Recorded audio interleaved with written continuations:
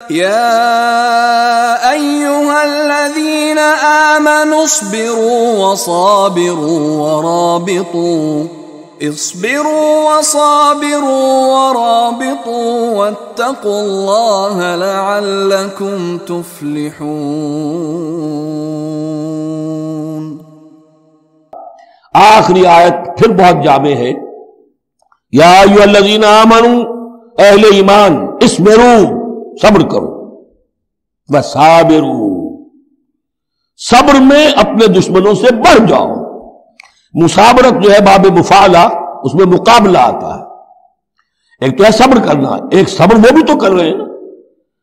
ان یمسسکم قرح فقد مس القوم قرح مثلہ، تمہیں چرکا آج لگا ہے، ایک سال پہلے انہیں چرکا لگا تھا، 70 مارے گئے تھے، اور وہ ایک سال کے اندر پھر آگے چڑھائی کر کے، تو تم اپنا دل جو ہے غمگین کر کے کیوں بیٹھے ہوئے ہو؟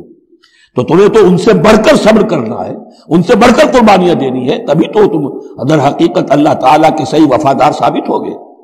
یا ایھا الذین آمنوا اصبروا وصابروا ورابطوا، رابطوا مرابطہ جو ہے پہلے کو بھی کہتے ہیں، اور یہ کہ ربط، نظم، ڈسپلن، مضبوط، مربوط، وہ جو آیا حتی اذا فشلتم وتنازعتم فی الامر، تم نے ڈھیلا کیا اپنا نظم، تم نے جو ہے وہ سب اطاعت کے اندر کمی کی، لہذا تمہارے اوپر یہ اللہ تعالیٰ کی طرف سے صدا آ گئی۔